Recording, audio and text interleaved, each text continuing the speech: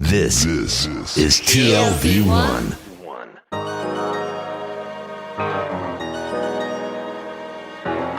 The Tel Aviv Review.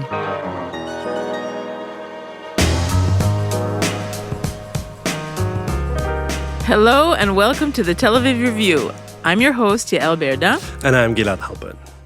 Every week we bring you conversations with authors about their books and research and other things that we like.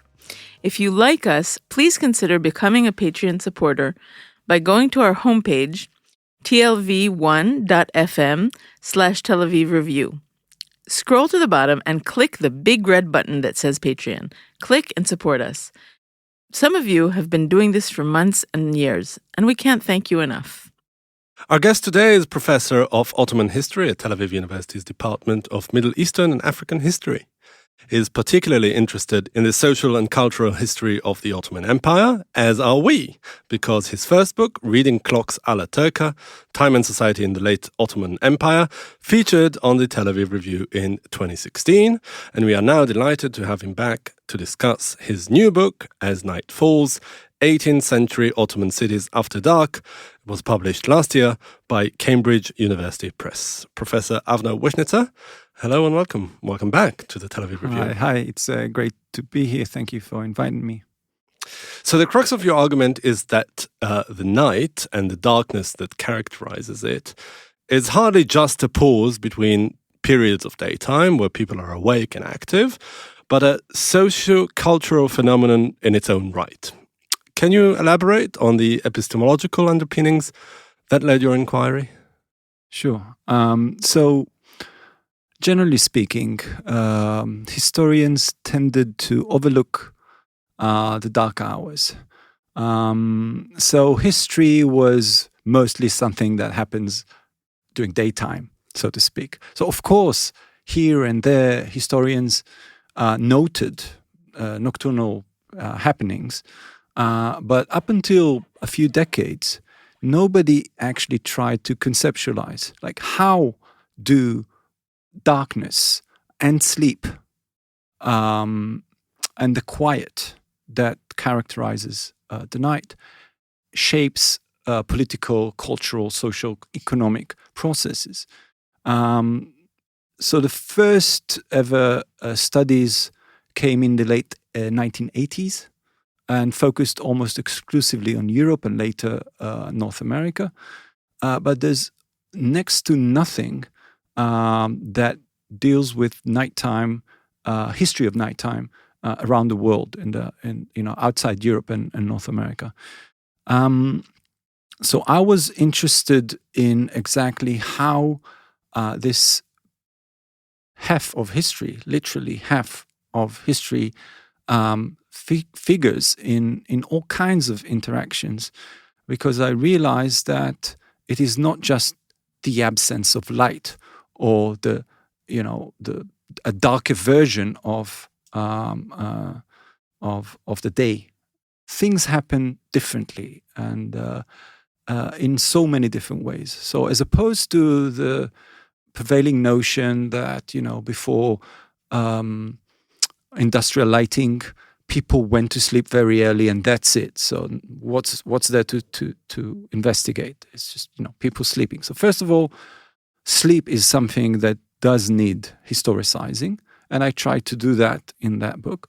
But other than that, people certainly did not go to sleep once the sun set. Different groups of people were busy doing all kinds of things that shape their own lives and sometimes also major political events. So this is what I try to uncover in this book. So I was particularly attracted to something that you write about. So the night as a time to conspire. I mean, we do know that in the Middle East, nighttime was so important also because of the climate, right? So as the heat goes down, people go out and things happen. How does the nocturnal affect the possibilities for revolt in the Ottoman Empire? So what is it about the night, and how much of it is a metaphor too? So how much of it is material and how much of it is this kind of the Sultan as this kind of beacon of light and the rebels as the bringers of darkness? This is one of the major difficulties of studying the night, because light and darkness lend themselves very naturally. And this is true not just today, but historically, and for my historical subject, as metaphors for something else. That is because light and darkness are considered contradictions. So light is good, darkness is bad, for example. And this is the way it's used by some of the historical actors. And the challenge was very often to see how actual darkness, was what I call the physical night, actually serves different purposes. So let me backtrack a little bit before getting into conspiracy and say something more general about how I see the night functioning in the early modern Ottoman Empire, or at least in Ottoman cities, because I only focused on urban nights and only on 2 cities at that. So there's much more to explore. Which are Istanbul and Jerusalem. Istanbul and Jerusalem, yes. We're going to get to that in a minute, but okay. just to set the record straight. And okay, if we said something about the space I'm covering, the period I'm covering in this book is the long 18th century. So it begins in let's say the beginning of the century and ends around the 1820s or 1830s for reasons I'm not going to explain now. So what the night and darkness and the fact that people are sleeping and therefore not watching each other, what it allows, well, first what it denies structures of power the ability to monitor as effectively as they can during daytime.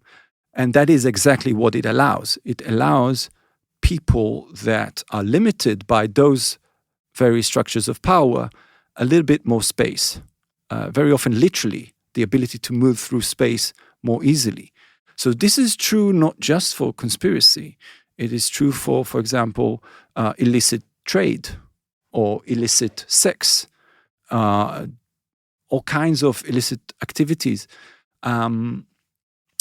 But that's only one part of my argument. The other part is that it's not only that it was more difficult for the authorities and communities, local communities, to see what happens at night.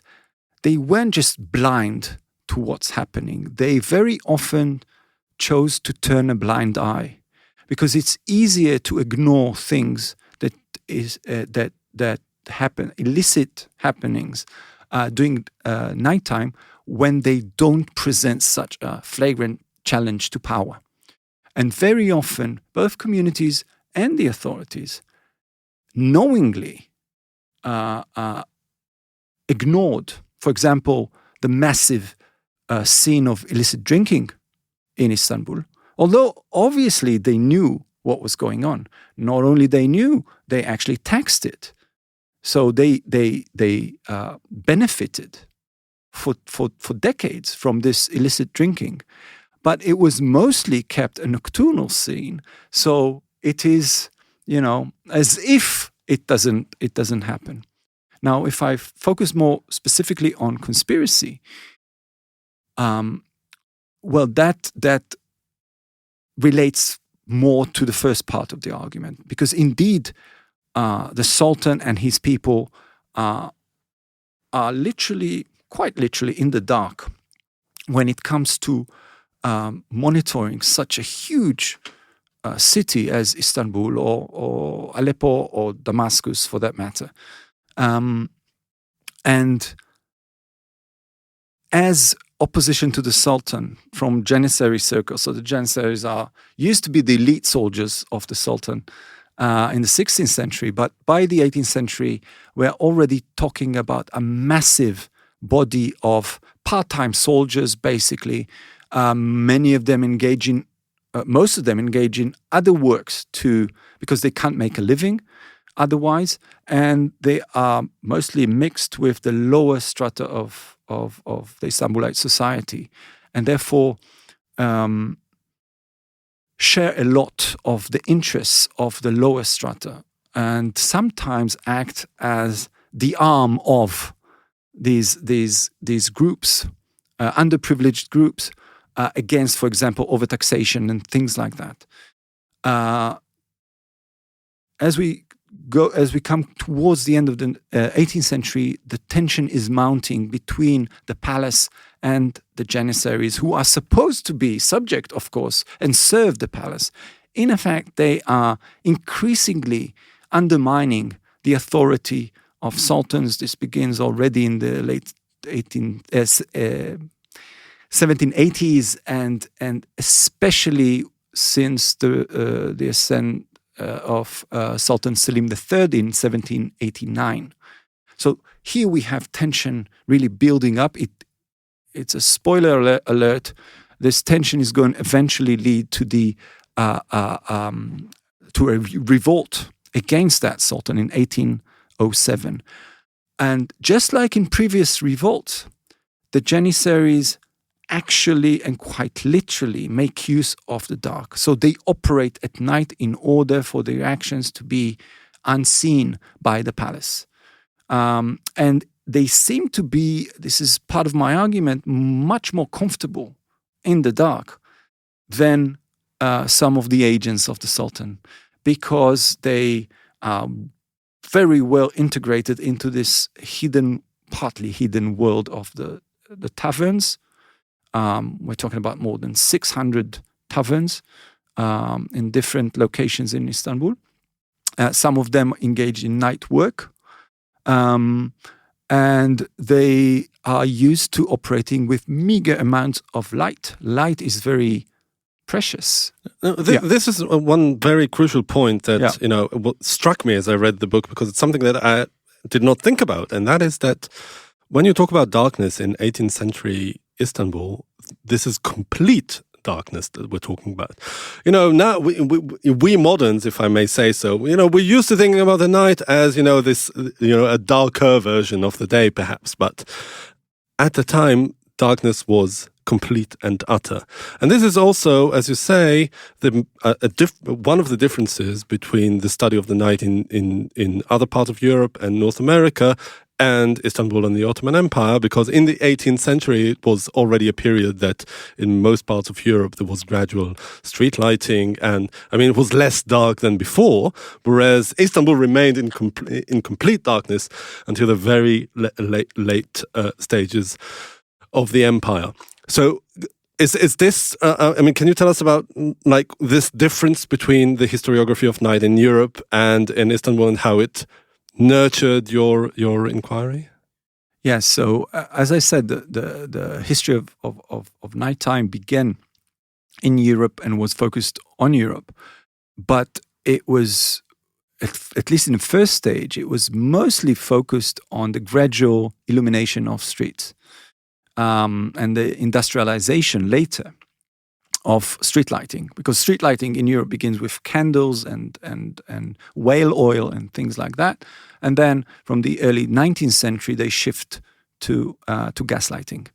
So it's all about this gradual illumination, whereas in the Ottoman Empire, which shares some of the processes of early modern Europe, only some, we do not see this gradual process. This begins in the Ottoman Empire only in the mid-19th century. So street lighting begins in the Ottoman Empire around the 1850s, 1860s, and then gradually develops. So what we see is a huge city like Istanbul that is utterly dark, except for when, full moon nights, and then they take advantage of the full moon. So they are very much connected to the phases of the moon, things like that. Who's they, by the way? They is, it could be common folk who enjoy full moon nights, and they go on cruises on the Bosphorus, and it could be the elite that are doing the same thing, but in a much more luxuriant way. But this darkness, and I think you're right to stress it, and actually my book begins with an attempt to reconstruct this darkness because it is so alien to us. It needs us imagining this kind of darkness because we only know it from, I don't know, if you go out to the desert. In Israel, it's nowhere to be found. Okay, maybe in the south. In many parts of the world, darkness has become literally extinct. And it's certainly not known in big cities. So how do I navigate an urban terrain in the dark? It's different than when I'm outside in a tent.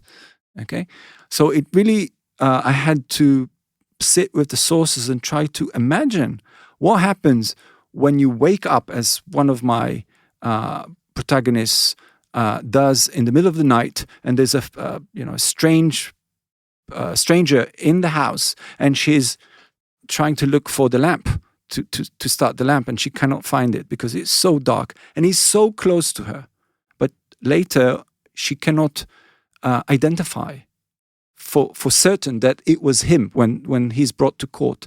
So it's that kind of darkness. You cannot see what's in arm's reach of you, at least within the house.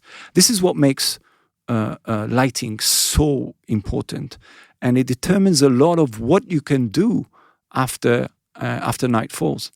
So if you have the means, you can illuminate your house to the extent that you can even read. But most people couldn't even come close. So what can you possibly do at night when you have so few candles that emit so little light? And I try to calculate these things a little bit because it also determines, the nighttime sociability and things like that. It also helps us put the concept of modernity in perspective and historicize it, because Istanbul, in this sense, is such an interesting case study because it is a big city, just like other big cities in Europe, only that it is, it has this vestige of pre-modernity in it. And, the people in this big city have to navigate a very clear element of the previous existence in a very new existence. Is this like one of the elements that are of interest here? Yes, and it's even more complicated than that because light becomes identified with modernity. So the light of progress. And since the Enlightenment, and it's not a coincidence that light becomes the metaphor for this new type of rationalist, secular, scientific thinking, and of this whole agenda, this cultural, ideological project that we call the Enlightenment. And by the way, this is also how it is translated to the languages of the Middle East. So it becomes this symbol, and very often it is not clear if we are talking about actual lighting or light as metaphor for something else. And the interesting thing is that many of the proponents of the Enlightenment, okay, however we want to define it, for example, dispatching rationalist thinking, encyclopedic knowledge, these kind of things, are the same people that promote street lighting, both in Europe and in the Middle East. So I have another article that focuses on Jerusalem in the late 19th century, when kerosene becomes means of lighting, a cheap solution for street lighting for the municipality of Jerusalem, which is, relatively speaking, even in this area, poor when we compare it to Beirut or Alexandria or Istanbul or Izmir. So they employ kerosene. And then you see the discourse around promoting street lighting in and as for itself, but also as a metaphor for promoting all these types of knowledge against tradition and against traditional forces. And the discourse around lighting helps pushing this agenda of the Enlightenment agenda, and vice versa. So light becomes both means of progress. This is how we move forward, by illuminating the street and allowing economic activity to take place after dark and so on and so forth. But it is also an index of progress. So the more light, the more progress. And the fact that our city, Jerusalem, is so dim only shows how far behind we are. This is very different from the way light was conceptualized in 18th century Istanbul or Jerusalem, but I'll stop here. But I want to go back to the conspiracy. Okay. And because you stopped at the fact that the Janissaries have the possibility to move around, they have the mobility of the night and all this stuff. So that's the material part.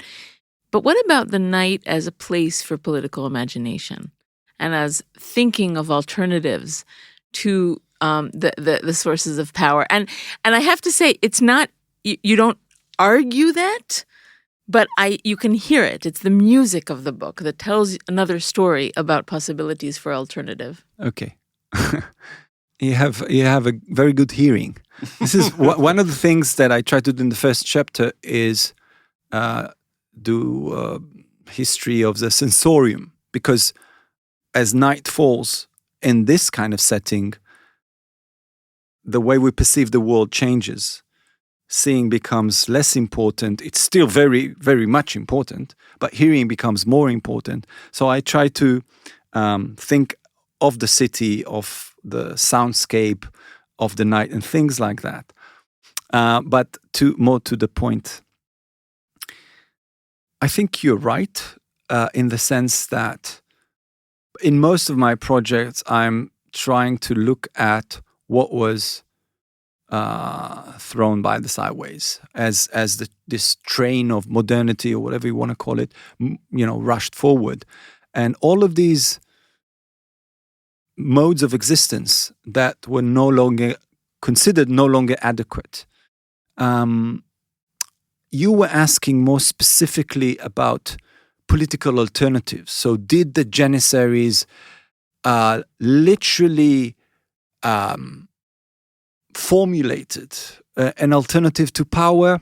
I didn't come across that. We have certain, and they certainly, and this is not my work though, they certainly sought to insert themselves literally to decision-making circles, and they managed to do it towards the end of the 18 teens and beginning of the 1820s.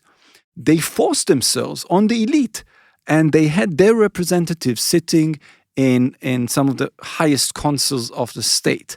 So they clearly had an idea of what it means to be part of power.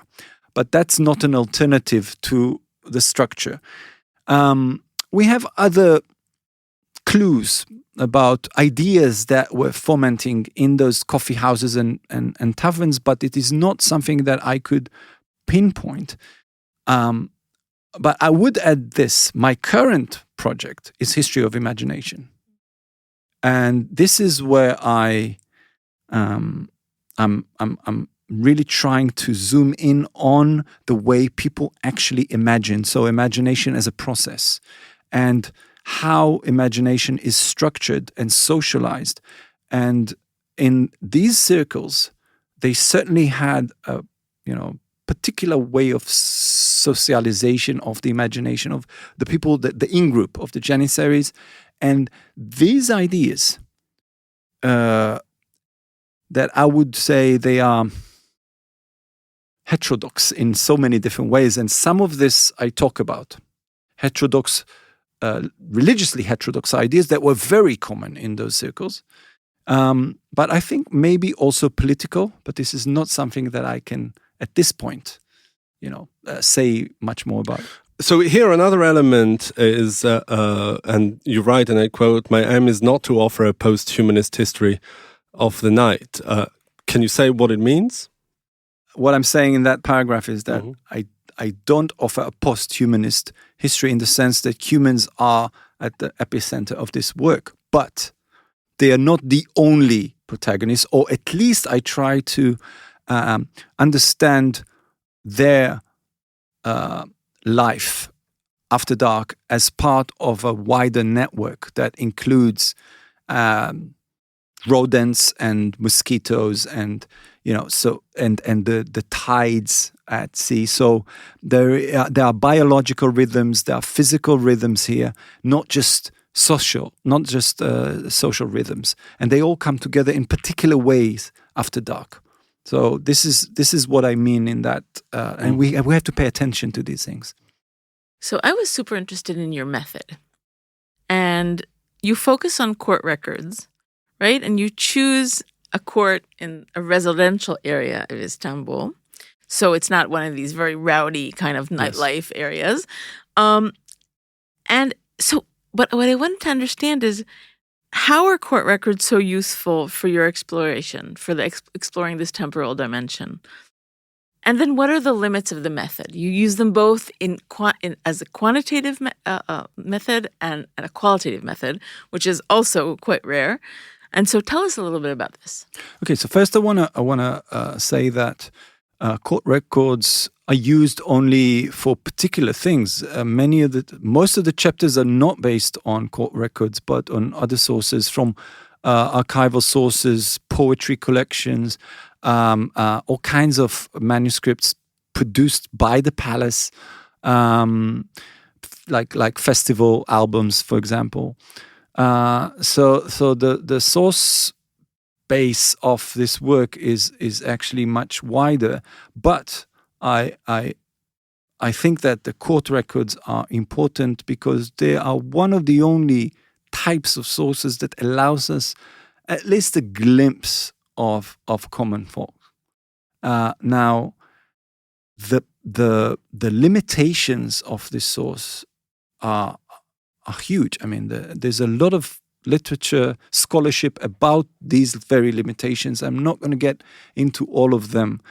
I will say that given these limitations, for example, the fact that only particular parts of the community is used to address, to use the courts to begin with, and then that the court records themselves are manipulated in particular ways, and that it's all kinds of formulations that determine what gets written and what not. This is not protocols. These are just short summaries of cases brought before the court. So very often it is hard to know what happens behind the scene. I think this is still true today. If you just read, stenograms of court proceedings, you never know what's going on behind the scene, and this is much harder to know for a fact what happened in 18th century Uskudar in Istanbul.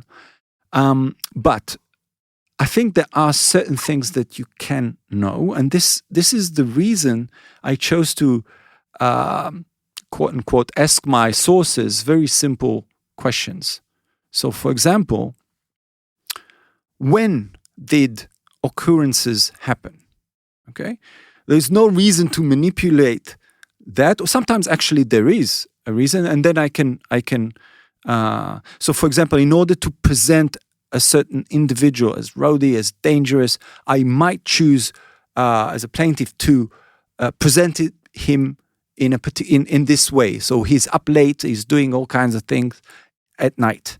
So this may be a way to manipulate. This is why I try to filter those cases out. So I chose, for some purposes, only cases when people either admitted to have been outside at a certain time at night, or when they were caught red-handed at night. So these people were outside at night. This much I know. So when did it happen? Before the night prayer, after the night prayer, at midnight, towards the morning. This gives us a sense of, now when I add these cases together, dozens and dozens of them, I get a picture of,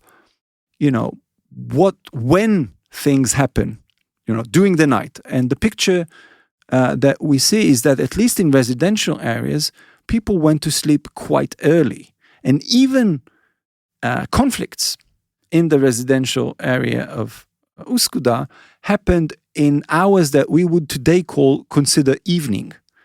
So let's say until about 10 p.m. Okay. After that time, after the time of the night prayer, cases become rare. They do appear, but they become rare. Another question, simple question, is where? Where do these conflicts occur? Is it in public places? Is it in houses or immediately in the vicinity of private houses? Who were the individuals involved?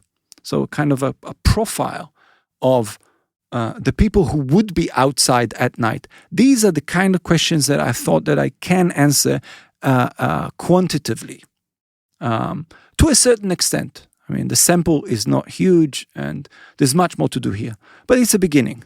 And then when I cross it with a qualitative reading of these same cases and other sources that corroborate, for example, that it was much more likely to find people from the urban underclass to be outside at night than other classes, then we get a more complete picture of who was out when and where. Yeah, my next question perhaps corresponds with some of the previous things we talked about, and that is the comparison between center and periphery, between Istanbul and Jerusalem, that features in the book. What are really the main insights? We talked about the urban experience. We talked about the notions of being of modernity and advancement, but really, what sort of layers does it add to this distinction between center and periphery? So my choice of working on Jerusalem and not just on Istanbul stems from the very basic understanding that the night would be experienced completely differently in different types of urban settings. And Jerusalem at that time, when Istanbul is maybe somewhere between 300,000 and 600,000 people, and is very, very heterogeneous in every term you want to, linguistically, religiously, ethnically. Jerusalem is a town of maybe 6,000 people, completely encircled within its walls, remote from the sea, which brings people in and out. Jerusalem is more, isolated, certainly much more than Istanbul. So I expected the night to be different. You can add to that climate and geography that affects things. For example, during the summer in Jerusalem, people would go up to the roofs and sleep on the roof. This is gives the night a certain social character and opens the way for different interactions and conflicts. And in Istanbul, they wouldn't. No. So, questions that have to do with geography also bear on lighting, questions of lighting. What are the lighting materials, where you get them, what are the prices, and then how affordable they are. So, look, the locality is important in many, many different ways. What I would say, generally speaking, is that Istanbul is far more lively at night for many different reasons. First of all, there are no walls. Okay, there are walls, but there are many gates, and there are other parts of Istanbul that are outside the walls. So it's much easier to go in and out, and you have the waterways that are completely dark at night, and people use them to go unnoticed. So drinking scene, for example, smuggling scene is much more alive and much harder to monitor than it is in Jerusalem, fully encircled within its walls and isolated from many other places. Alcohol is much, much, much more available, readily available everywhere in Istanbul. I mean, in specific locations.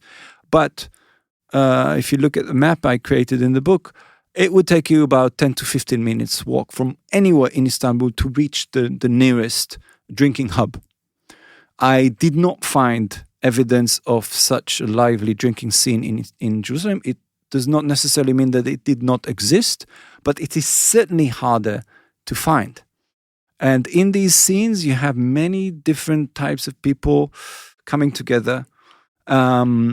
So this also has, affects the kind of interaction during nighttime. Who are the people coming together? For example, in Istanbul, you would have many foreigners, and you would find them drinking alongside some of the locals and exchanging information and whatnot. So it's a whole different experience in Istanbul and Jerusalem. One other thing that I would add, but would not develop here, but I do say something about it in the book, is the nature of the heterodox Sufi culture that is so prevalent in Istanbul and adds into this to what I call, without hesitation, a Muslim drinking culture that is everywhere in Istanbul to this day, and is not to be found in Jerusalem. It's a question whether or not, to what extent it actually existed in Jerusalem. But in Istanbul, there is no doubt that heterodox or antinomian Sufi currents kind of blended in and affected this drinking culture and gave it meaning. All right, Professor Avner Wisnitzer, thank you very much for joining us today and talking about your latest book, As Night Falls, 18th Century Ottoman Cities After Dark. Thank you very much. Thank you for having me. And also many thanks to Itai Shalem, the manager of TLV1 Studios. And now, you, our listeners, we've got a request. Many or most of you listen to us on the Apple Podcasts app, and we would like to ask you to please write us a review of any kind. You too can support us by going to our website and subscribing onto our Patreon campaign. Check out our archive. It has something like 800 interviews in it. Like us on Facebook. Follow me and Yael on Twitter. And of course, join us again next week for another edition of the Tel Aviv Review. And until then, from me and Yael here in Tel Aviv, goodbye.